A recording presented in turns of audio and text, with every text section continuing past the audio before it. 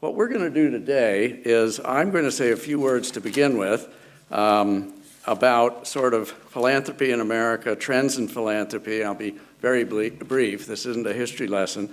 But I want to sort of position this whole impact investing and where it came from and what a remarkable seismic shift, probably shouldn't say seismic from California, but what a seismic shift in philanthropy it's becoming. But it's also not really very well understood in many quarters. And so I think what we'll talk about today, I hope, will trigger plenty of questions, and there are no dumb questions because people who purport to know everything about this really don't. And you will, in your own probing of the matter, be very helpful to the whole discussion. Then I'm going to very briefly give two quick examples, and my friends Richard and Dipender will give more, of social investing in the United States. I chose these because they're quite unique in that both of them use, that is, obtain not only investment funds, these are nonprofits, but also businesses, investment funds, but also charitable funds, both. And they use them quite differently. But the investing part and the returns they generate wouldn't happen to the scale that they do, except for those charitable funds, which you'll see when I talk about that. Very briefly then, and Richard will follow me. Very briefly, philanthropy in America, as many of you already know, was very much a tradition of our founding. The people who came to America were often very anti-government, that's why they came, and that philanthropy was basic social services, educational services, left largely to the private sector. We had private fire departments and colleges and orphanages and homeless shelters and all, up until the end of the 19th century, when huge immigration, often from countries where people didn't arrive able to speak English, occurred, and most of them ended up in our cities. So the scale of the social issues skyrocketed in the 1890s, early 20th century. And perhaps not surprisingly, America didn't have an income tax until 1913, and it passed Congress without a single negative vote, because people were basically saying, we want the government to step in because we can't do everything from the private sector alone, or that was in large part. And 4 years later, the charitable deduction was put into place, and guess what? Those people who had made fortunes in the Industrial Revolution began creating foundations like Rockefeller, Carnegie, and many others, and coal and steel and oil and so forth. Robber barons, we called them at the time. At any rate, community foundations started in 1914, and now there are hundreds of them all across the United States. And the giving that was done in much of the 20th century was basically moral obligation and civic duty to help others less fortunate, that you had an obligation to help others, just as in private philanthropy up until that time, there was that same attitude. And there was a huge growth of nonprofits. We have 1.2 million in the United States now. 9% of all US wages are paid to people who work for nonprofits. So we come to the point where now private philanthropy in the US is about $300 billion a year, and nearly all of that is individual donations. But there's this shift that's going on, which is quite remarkable, and that's because there's a shift in where the wealth comes from in America. Now, 40 years ago, 50% of the wealth in America was inherited from basically industrial revolution industries, the same coal, railroads, automobile companies, and so forth. 50% was inherited. Today, that number is 7%. All the rest of American wealth is self-made, not inherited. And 40% of it has been made and is in technology and banking. So those are sort of the data points. But more importantly, the people who are making this money are quite different than the people who made a lot of money in the 20th century. They're younger, giving peaks at about 50, not 70, which it used to be. They want to make large-scale change. An important donor who I've worked with said to me, you know, Peter, I didn't create this tech company to get rich, even though I am. I created it to change the world, and that's what I want to do with my philanthropy. And then I said, how do you think you'll do that? And he said, I have no idea, but I'm going to figure it out. And I said, well, how are you going to do that? He said, I'm going to talk to my friends and colleagues. I'm going to do research. I'm going to get online. I'm going to talk to experts, et cetera, et cetera. And so he didn't say, I'm going to go to my local community foundation. He didn't say, I'm going to give it to the United Way and I hope they make a big difference. He figured it out. And that's a big shift in philanthropy, that donors are working with each other, and they also want to give their money away in their own lifetimes. There's no sense, I shouldn't say there's not a great sense of legacy, history, passing money on down. Bill Gates said to me once when we were talking about it, what would be more important, Peter, sending another 20 billion down the line or solving the problem with AIDS or an equally large challenge? And he said, I think I can do that, and that's what I'd rather do. So they're giving globally, their businesses are global, they're on airplanes all the time, they give directly rather than give it to others to give away for them. They often make their decisions in peer-based situations where they reach out to others, leverage their giving. Well, you're interested in autism too? Well, so am I. Well, what are you doing about it? Well, I'm doing this. Well, you know, I bet we could work together on this other part. And so there's been an enormous growth of giving circles. In my area, the Silicon Valley Social Venture Fund, it's like a charitable giving club, a venture fund, if you will, for charitable giving. There are now 40 of these across the country and in Canada, and now in Beijing, Bangalore, Japan. And I think it's going to be a remarkably vigorous trend in philanthropy, because these people who have made wealth have made it by listening to their own drummer and talking to their peers. And when it comes to their philanthropy, that's what they want to do with it. And so I think we've only begun to kind of lift one corner on this whole issue of donor-centric kind of decision-making about where their money goes. There's a sort of disintermediation going on where many of these young people think they can figure it out for themselves. But we can talk about that later. And finally, their attitude is very much focused on problem solving. They're not giving money for social status, social reasons. They're not giving money because there's a problem. These children are hungry. Gee, I'm rich. I guess I should give money to them. But they give to solutions, not problems. And many of these donors, if you go to them with a great idea and say, these children are hungry, but you know, we know how to fix that. And with X amount of money, we can get from here to there. Help us do that. And that's what compels them to action. The final thing I'd say about philanthropy in the US is that during the next 10 years or so, an aging post-World War II generation, which is dying off, the richest generation in the history of the world in America, $40 trillion is going to pass through the economy when they pass on, and it can only go to one of three places. The next generation, to what I call the involuntary charity in Washington, which is trying to increase their share even as we speak, or charities. So this is an opportunity also, something to think about. What does that mean? And what does it mean for the generation that's going to receive it? Okay, and so many of these people also have figured out there's this thing called social investing, impact investing. Why are they interested in that now and weren't before? Well, one is, of course, their business interest, the fact that information travels faster on social networks. And also, I think many of them, and I could name names, but I won't because that's not appropriate, tried sort of taking their wealth and using what was then called venture philanthropy, which the idea was that you'd invest, that's a quote, invest in charitable organizations, scale them up, and they'd somehow be sustainable. Well, many of them tried that and found that was nonsense, that there's nothing inherently more stable of a big nonprofit than a small one. They found that by serving on the board and getting deeply involved and then moving on, there's no exit strategy. The organization was left on its own.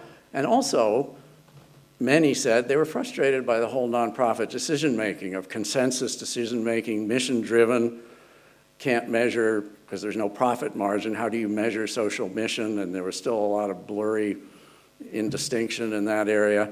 And they just didn't feel comfortable. It wasn't a culture, it wasn't a place that many of these business people felt comfortable. And so they sort of said, well, there must be another way to bring about social change. And out came enterprise development investing, and that's why we're here today, in companies that have a social and a financial bottom line. So we're going to talk in the breakout session, if those of you here who are interested, about whether, is this a good or bad thing? leapfrogging nonprofits to invest in for-profits that have a social return.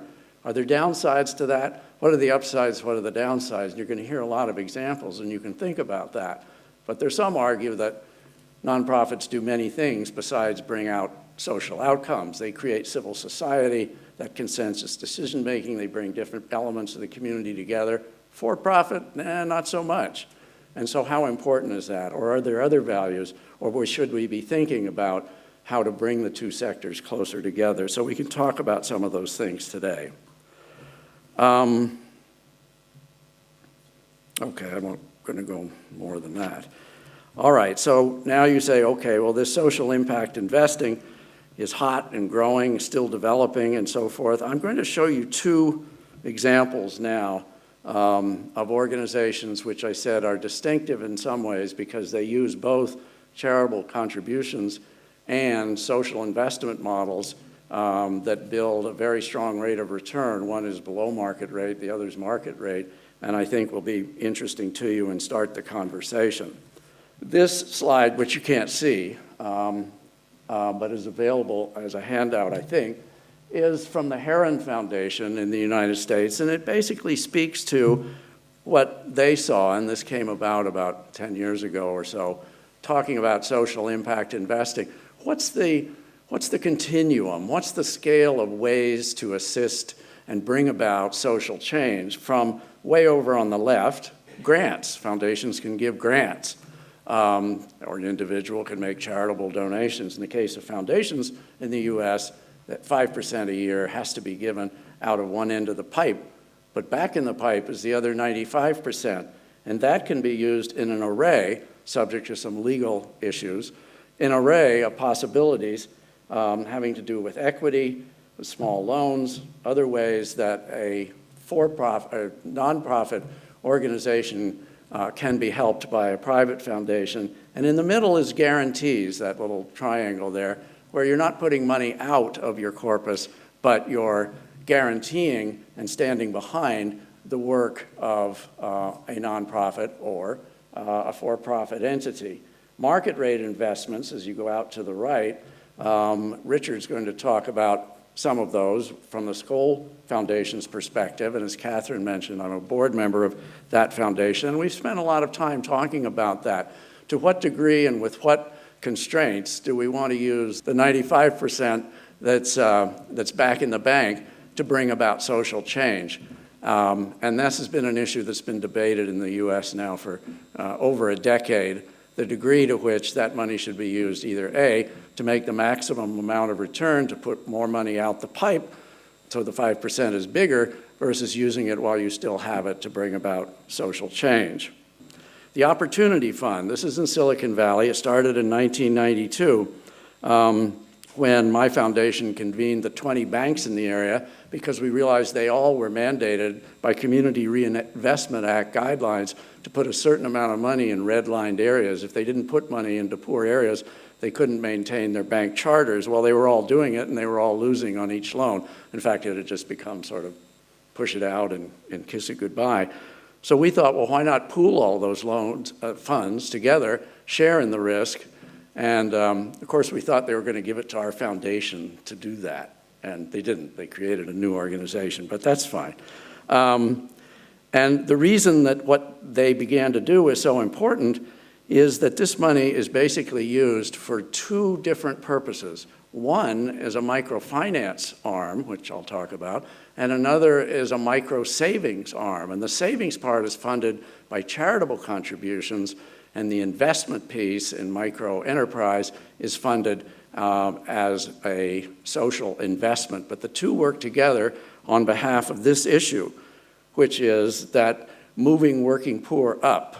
Now, you say, why is that a problem in Silicon Valley, California? Well, interestingly enough, in California, well, first of all, in the US, this huge gap between rich and poor is only widening.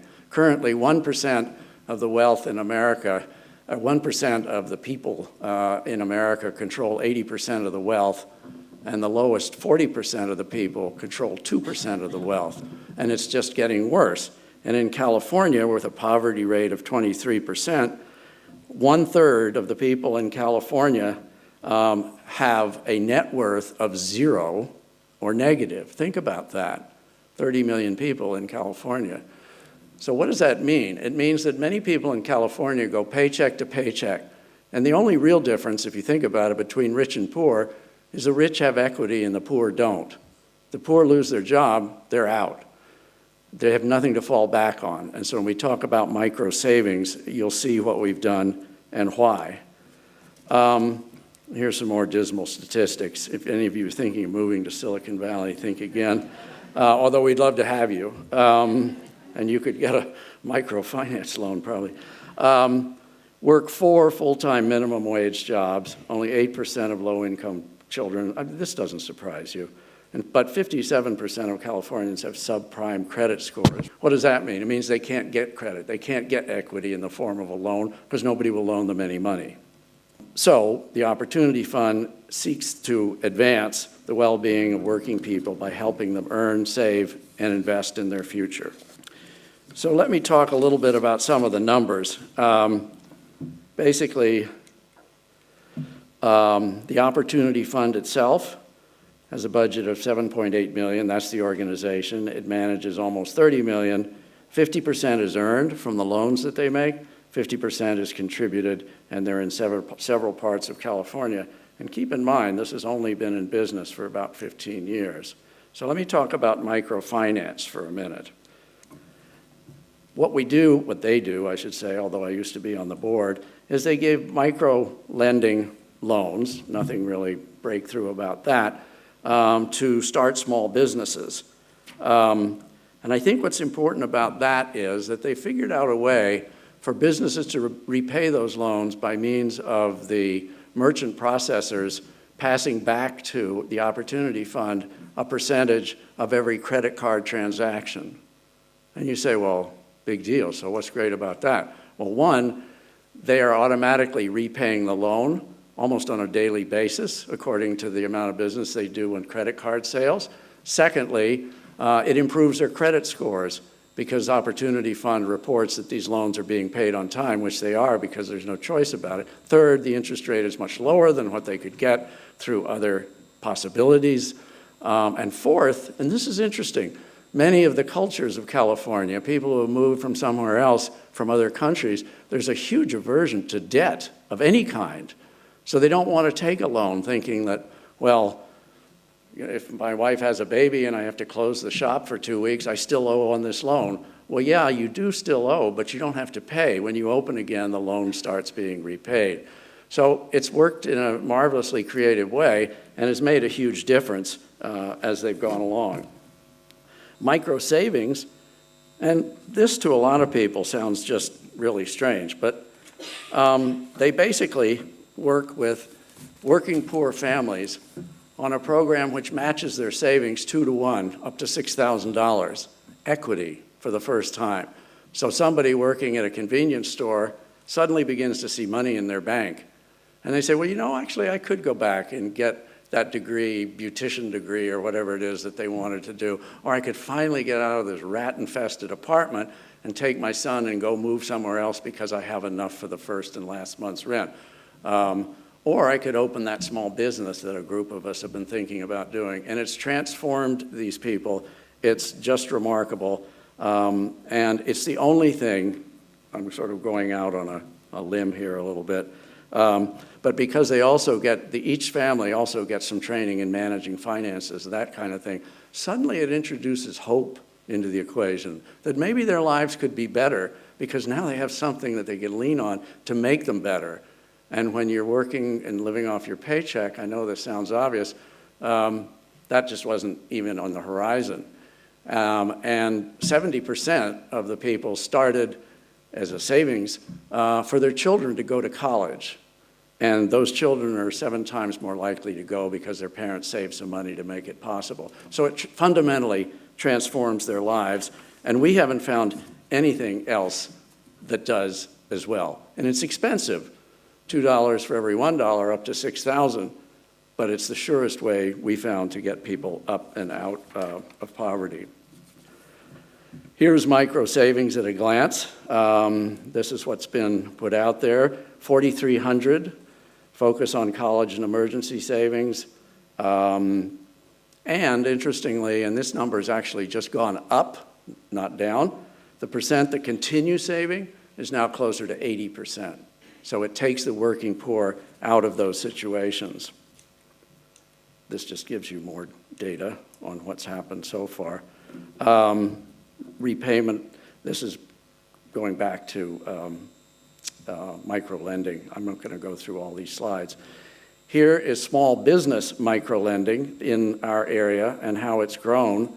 And the interesting thing from a societal standpoint is that where these businesses flourish, often in very poor parts of our county, suddenly other businesses open.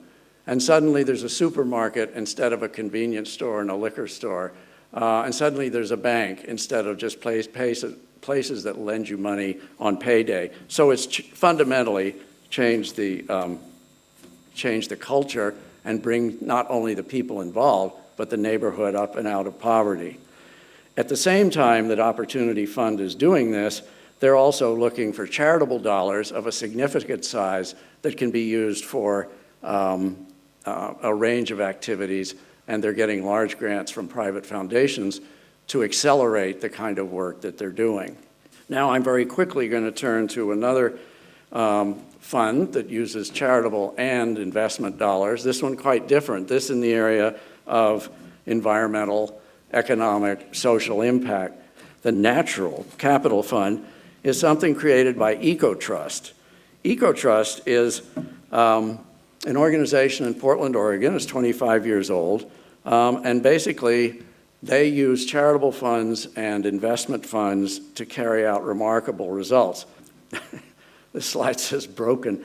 What this means is that all over the world, we're seeing signs of what global warming is doing. The picture of Australia came to me on the internet because new colors had to be invented for the high heat you're having in Australia, that the weather reporting services didn't have colors that bright, and had to show what was going on. The nuclear disaster in Japan, the articles about what you see happening in the markets, and the enormously destructive droughts, which we're now seeing in the United States, along with wildfires all the time. This is really the key slide. EcoTrust is not a typical sort of one outcome investment. It's really three things. It's economic, environmental, and social. And they measure their return in each of those areas. And it's quite remarkable. They focuses on the intersection of those three areas. But here's the slide that's really interesting to me. What they basically do is develop ideas that work in the economic, environmental, and social areas of the bioregion from Alaska down to Northern California. So they're looking at forestry, fishing, all sorts of other issues that affect people who live in that area. And they figure out inventive ways that they can invest and actually make money by improving the environment, economics, and social.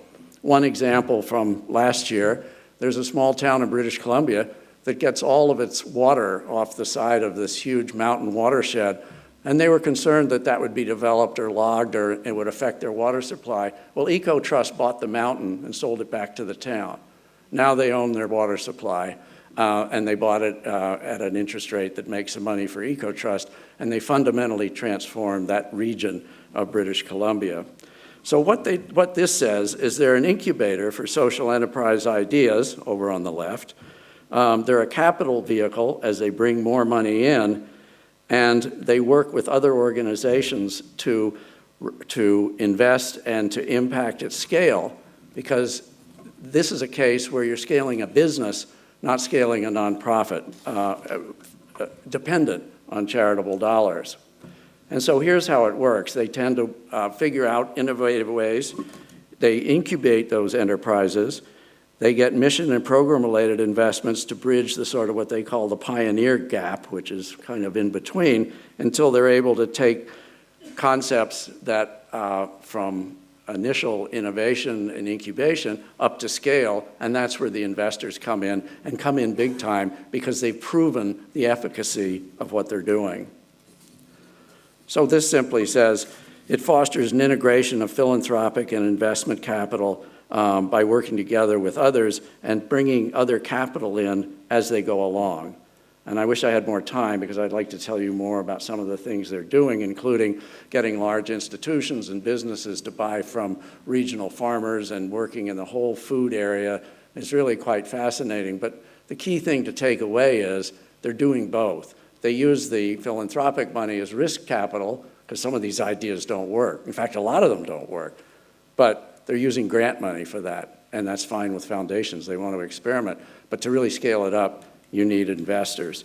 What we're simply seeing here is that this is an area where they're working in forest management, how they begin to figure out what the problem is, what some solutions are, how to try those, to incubate them, and it monetizes revenue and then take it up with investing. And they've gained an enormously good reputation and have done a really fine job.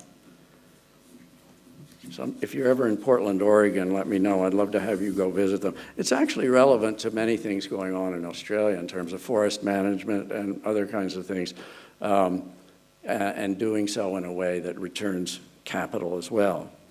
Well, I'm going to wind up there. I know that's a pretty quick rinse on some of these things. I'd be glad to talk later with you. We're going to have a discussion about either of these or many others. You're going to hear from Richard and Depender. And I would like, at our philanthropy breakout, to talk a little about this issue of what's the impact on the philanthropic sector of social investing and how can the two work together, which was sort of the underlying theme of what I'm presenting here. So, thank you for listening. And I'm now going to introduce Richard Fahey. He's the CFO, as you saw, his bio, of the Skoll Foundation. He'll tell you a little about that. And I met Jeff Skoll in 1930. He was 37. It was 1997. And he came in to see me. And if truth be told, he was the man who said, I want to change the world with my giving. And that's exactly what he's doing through a constellation of investment and philanthropic activities. And Richard is one of the key players in making sure that happens. So I will turn it over to Richard Fahey. Thank you.